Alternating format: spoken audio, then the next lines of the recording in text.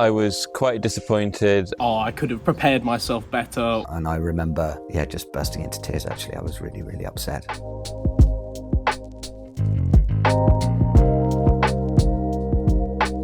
Hi, I'm Matthew. I'm a second year music student at Durham University. My name is Andrew Spencer. I am the senior tutor at Gonville and Caius College, and I am a historian of medieval England. I'm Avi. I'm studying computer science. I'm in the first year right now at Gonville and Caius College in Cambridge. So I applied to Cambridge. I applied to Selwyn in 2021, got an interview and got into the winter pool, but did not get an offer. I did, however, qualify for the August reconsideration pool, and I put myself forward for that, but unfortunately there were no music spaces in the August reconsideration pool.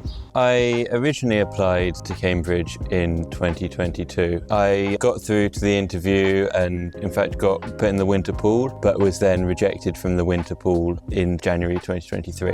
I was rejected by both Oxford and Cambridge. I applied to Oxford in my year 13 and got rejected before interview. So in that sense, I don't really remember much about it other than just, well, that's that. And I was thinking, I really wanted to go to Cambridge anyway, so I'll apply next year once I've got my A-level results. I was quite clever at school, but very lazy. So I didn't work as hard as I should do, and I didn't really get as strong academically as I should have done. Because what I was really interested in was singing and in choir. So I wanted to sing in one of the college choirs, and in particular, I wanted to sing in King's College, Cambridge. I sort of originally wasn't really thinking about reapplying. I felt like it was a lot of effort to do all the stage of the application, all the personal statement and taking the TMUA for computer science and all of the interview preparation as well. But over time, I felt that I wouldn't be really too happy with the other options that were available to me, especially after I was also rejected by UCL for not having enough extracurricular or job-related stuff in my personal statement, which was an interesting rejection reason. So I sort of started to think more about possibly reapplying and taking a gap year, and I ended up having a meeting with my head of sixth form towards the start of the A-level exam period, where I sort of talked about what the reapplication process would look like. I just about scraped the necessary A-level grades to apply. I decided that I would try and be clever, and instead of doing history, which is what I really wanted to do, I thought I'd apply for theology because that would be easier to get into. And my father was a clergyman, so I thought, it'll be fine. I'll be able to bluff my way in. The night before the interviews, I thought, I probably ought to read a bit of the Bible. So I remember reading a little bit of Mark's Gospel before the interviews. They didn't ask me about that at all. The interviews were awful. I did really badly in them. I did all of the things that years later as an admissions tutor I used to tell people not to do. A, not work very hard. B, apply for a course because I didn't really want to do it, but I thought it would be easier to get in. I think I knew I was going to get rejected. Then after getting my A-level results and fortunately doing really well, I decided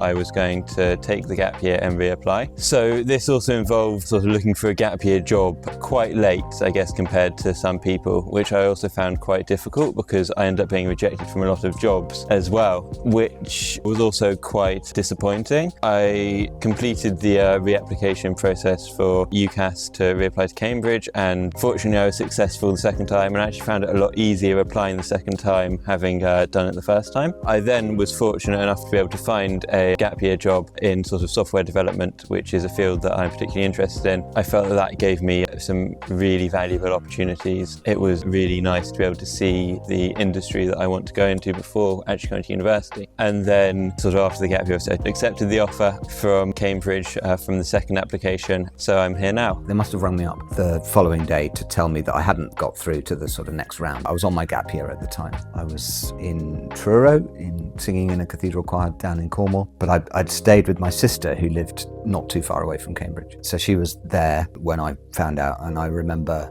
just bursting into tears, actually. I was really, really upset. I'd been planning and hoping that this was going to happen for a long time, and it didn't. I remember feeling really disappointed and then immediately thinking like, I could have prepared myself better, or there could have been something else I should have done. And I remember feeling quite sad about it. Subsequent to that, I decided that if I couldn't go to King's College, Cambridge, I would go to King's College, London, because I wanted to go somewhere that was King's College, having done zero research into whether it was any good for history or not. Fortunately, it turned out to be really good for history, and I enjoyed my time there very much. I don't really think about it much at all now. I feel that I've kind of just thrown myself into life at the university that I'm actually at, rather than thinking about what could have been. I look back on it and realised at the time, and absolutely realise now, that they were completely right to reject me. They absolutely did the right thing. It didn't mean that I wasn't good enough to go to Cambridge. If they'd admitted me, I think I would have done perfectly well here and I'd have enjoyed it. But they made the right decision in that other people had done more to deserve the place than I had, which is a hard thing to sort of tell yourself at 18 or 19. I found that being around other people who are also rejected, as unfortunately most people who apply to Cambridge do end up being rejected, so being around the other people in my school who were also in the same situation was quite helpful in sort of overcoming that. And then even though no one else decided to reapply, from my school at least, I found that eventually making plans going forwards and eventually making those reapplication plans helped me sort of overcome the initial disappointment. The initial dealing with the rejection just kind of came from having to busy myself to,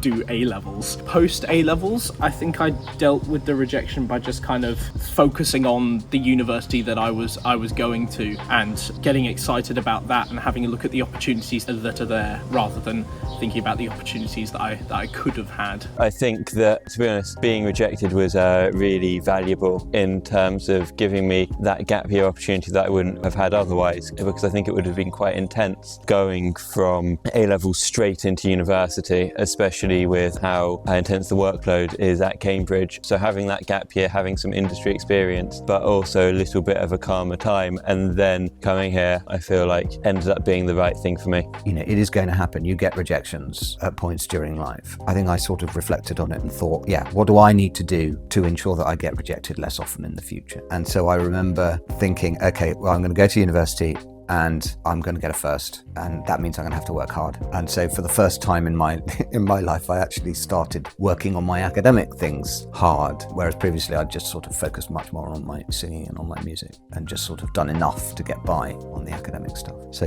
I went away with sort of renewed determination. You're going to experience rejections in your life, and it doesn't mean that your life stops there and one door closes and another opens. I don't feel bad about it. I know I would have had a great time if I'd come here, but I've got a good life now. I'm happy with it, and I'm back here in Cambridge. But I think that having that extra year ended up being really valuable, and isn't something that I would have done or even considered if I'd been accepted the first time round. At the time, I thought it was kind of almost the be-all and end-all, but I think after the rejection and going to university, it's not the end of the world. Life moves on, and it's okay. As I was coming towards the end of my undergrad time, I decided I wanted to carry on studying. And funnily enough, Cambridge was at that point my second choice, because I wanted to go to the United States. I'd been offered some places in America for masters. And then again, this is a constant sort of theme of my life, not really doing any research before I apply for things. But I hadn't worked out how expensive it was going to be. So quite late on, I realised I'm not going to be able to afford to go here. So on the last day before the admissions deadlines closed for the masters, I applied for a masters here in Cambridge and got it. And that made me very happy that actually I would get a Cambridge experience, I would get a Cambridge degree. And I came here and did my MPhil and did my PhD, and then have come back here as an academic. So I don't necessarily recommend it for everybody else as a way of dealing with your Cambridge rejection, but it worked out quite well for me in the end. Honestly, I think being rejected and going to Durham has allowed me to develop my music possibly further than I could have at Cambridge. I think that what I've learned is that it's okay to fail and then come back and try again, because I think previously, having done quite well in other things like other exams and other areas, I sort of haven't had that much other experience being rejected for something and having to keep going at it. I think that having that experience was sort of quite a valuable thing, and also gave me a little bit of an insight into what the rejection market for jobs looks like. From the rejection, you kind of, because it's there, it's in your face, you have to deal with it. I think it kind of sets you up well for dealing with rejections and things like that in the future, like when you're applying for jobs, or in my case, like applying for certain choirs or stuff like that. Yeah, I mean, I think that's what the rejection has taught me.